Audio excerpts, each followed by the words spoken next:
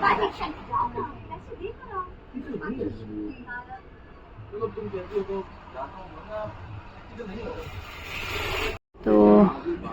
આજે આપણે બનાવવાના છે લોટવાળું શીંગનું શાક અને આ છે આપણા કિચન ગાર્ડનમાં ઉગેલી શીંગું. તો લગભગ 3 શીંગ છે, આ સાઈડ 2 છે અને આ સાઈડ 1 છે. તો ફ્રેન્ડ્સ આજે આપણે શીંગનું લોટવાળું શાક બનાવશું. તો આ ઘરની શીંગ છે, એકદમ ઓર્ગેનિક, કોઈ જાતનું આપણે કેમિકલ નથી વાપરતા, જસ્ટ કિચન વેસ્ટ હોય છે એ વાપરીએ છે. તો આ શીંગનું આજે આપણે મસ્ત મજાનું લોટવાળું શાક બનાવવાના છીએ. તો ફ્રેન્ડ્સ શીંગ તો આપણે ઝાડમાંથી કાઢી લીધી છે, આ તમે જોઈ શકો છો, એકદમ લીલીછમ શીંગ છે અને વ્યવસ્થિત ઘરવાળી શીંગ છે, પતલી નથી એકદમ અને એકદમ જાડી નથી. તો હવે આપણે એના ટુકડા કરી લઈશું. તો નાની નાની સાઈઝના ટુકડા કરી લેવાના છે.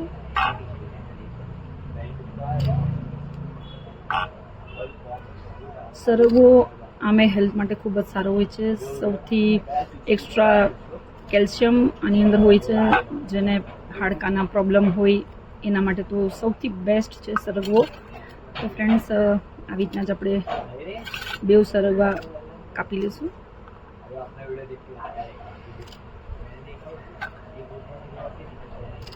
ફ્રેન્ડ્સ આનું લોટવાળું શાક પણ ખૂબ મસ્ત થાય છે અને બટેટા નાખીને નોર્મલ સાદું શાક પણ બહુ મસ્ત થાય છે. આજે આપણે ચણાનો લોટ નાખીને બનાવવાના છે.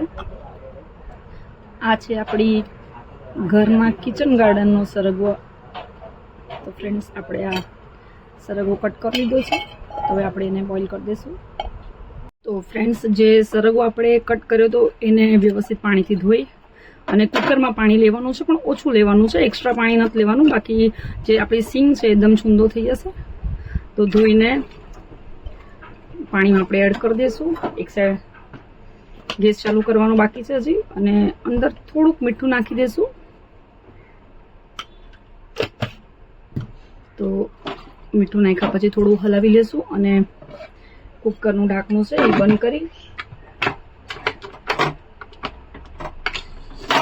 અને ફક્ત આપણે એક જ સીટી પાડવાની છે. એક સીટી પડશે, એક સીટીમાં સરગવો વ્યવસ્થિત બફાઈ જશે. વધારે સીટી પડશે તો શાક એકદમ છૂંદો થઈ જશે, તો ખાવામાં મજા નહીં આવે. તો ફક્ત ફ્રેન્ડ્સ આપણે એક જ સીટી પાડવાની છે. તો આપણી એક સીટી પડી ગઈ છે અને કુકરે ઠંડુ પડી ગયું હતું ને હવે આપણે ચેક કરી લઈશું કે આપણી શીંગ કેટલી ચડી છે. તો ફ્રેન્ડ્સ જોઈ શકો છો, શીંગ એકદમ વ્યવસ્થિત બફાઈ ગઈ છે, છૂંદો થયો નથી શીંગનો. તો હવે આપણે એક સાઈડ કઢાઈમાં તેલ લઈ લઈશું. ચણાનો લોટ વાપરવાનો છે એટલે થોડુંક તેલ એક્સ્ટ્રા લેવાનું. અને આપણે એક સાઈડ ચણાનો લોટ પણ શેકીને લઈ લીધો છે. લગભગ 1 વાટકી ભરીને આપણે લોટ લીધો છે. 60 થી 70 ગ્રામ જેટલો આપણો લોટ છે. તમે લોટની ક્વોન્ટિટી તમારા હિસાબથી આગળ પાછળ કરી શકો છો. તો ફ્રેન્ડ્સ તેલમાં આપણે લસણ એડ કરવાનું છે ને આ બીજા બધા મસાલા છે એમાં આપણે હિંગ લીધી છે. બીજા બધા મસાલામાં આપણે પાણી નાખીને રાખવાનું છે, કેમ કે મસાલા ડાયરેક્ટલી આપણે તેલમાં નથી એડ કરવાના. તો મીઠું લેતી વખતે થોડું ધ્યાન રાખવાનું. હવે તેલ થઈ ગયું છે, એની અંદર આપણે લસણ એડ કરી દઈશું. તો લસણ એડ કર્યા પછી ફ્રેન્ડ્સ મસાલા બધા એડ કરી દીધા છે. આ તમે જોઈ શકો છો, મસાલામાં પાણી નાખીને આપણે યુઝ કરવાનું છે. તેલ થયું હતું એટલે આપણે હિંગ નાખી હતી. વિડીયો થોડો કટ થઈ ગયો છે ફ્રેન્ડ્સ. તો જે મસાલા છે જો તમે ડાયરેક્ટલી તેલની અંદર એડ કરો તો બધાય મસાલા બળી જાય છે. તો હળદર, મીઠું, ધાણાજીરું અને મરચું બધું જ આપણે પાણીની અંદર મિક્સ કરી એનો એક ડો બનાવી અને પછી તેલમાં એડ કર્યું છે. તો ફ્રેન્ડ્સ હવે જ્યાં સુધી આ મસાલા એડ કર્યા છે એમાં જારી ન પડે ત્યાં સુધી આપણે એને થવા દઈશું. આ તમે જોઈ શકો છો, એકદમ પાણી બળી જશે અને સાઈડમાંથી તેલ છૂટું પડી જશે. તો ફ્રેન્ડ્સ એક સાઈડ આપણો મસાલો થઈ રહ્યો છે અને આપણે એક સાઈડ સરગવાની શીંગ બાફેલી હતી જે એને પાણી નિતારીને સાઈડમાં કાઢી લીધી છે. હવે આપણે મસાલો હલાવી લેવાનો છે જેથી તળિયેથી ચોટી ન જાય. તો ફ્રેન્ડ્સ એક સાઈડ આપણો મસાલો ઉકળી રહ્યો છે. મસાલો ઉકળે એટલે આપણે એમાં પહેલાં સરગવાની શીંગ નાખવાની છે. ક્યારે પણ ધ્યાન રાખવાનું, બાફેલા શાકભાજી પાણીની હારે આપણે મસાલામાં નહીં એડ કરી દેવાના. પાણીની સાથે આપણે મસાલામાં એડ કરશું તો સ્વાદ એકદમ ફીકો થઈ જશે. એટલે જ્યારે તેલમાં મસાલો વ્યવસ્થિત ભળી જાય એના પછી આપણે પાણી નિતારીને શીંગ એડ કરવાની છે. તો ફ્રેન્ડ્સ શીંગ હવે આપણે એને હલકા હાથે ફેરવવાની છે જેથી શીંગો તૂટી ન જાય. ફક્ત આપણે એક સીટી પાડી છે એટલે શીંગ તૂટવાના ચાન્સ ઓછા હોય છે, પણ આપણે કન્ટિન્યુ હલાવતા રહીશું તો શીંગ તૂટી જશે. હવે આપણે એને વ્યવસ્થિત મિક્સ કરી અને ઢાંકીને મૂકી દઈશું. લગભગ 2 થી 3 મિનિટ માટે ઢાંકીને મૂકવાનું છે, જેથી મસાલા એકદમ વ્યવસ્થિત મિક્સ થઈ જાય. હવે જે ચણાનો લોટ લીધો તો આપણે 60 થી 70 ગ્રામ જેટલો, એમાં આપણે 2 ચમચી ભરીને દહીં એડ કરશું. દહીં નાખવાથી શાકનો ટેસ્ટ ખૂબ જ મસ્ત થઈ જાય છે, તો 2 ચમચી આપણે દહીં એડ કર્યું છે. દહીં થોડું ખાટું લેવાનું અને હવે અંદર લગભગ 1 ગ્લાસ ભરીને પાણી એડ કરવાનું છે, પણ થોડું કરીને પાણી એડ કરશું અને વ્યવસ્થિત એને મિક્સ કરી દઈશું. તો ફ્રેન્ડ્સ, થોડું પાણી એડ કરવાથી શું થાય છે કે એમાં ગાંઠા નથી પડતા, બાકી તો ગાંઠા પડી જાય છે. થોડું કરીને લગભગ 1 ગ્લાસ જેટલું પાણી આની અંદર લાગી જશે.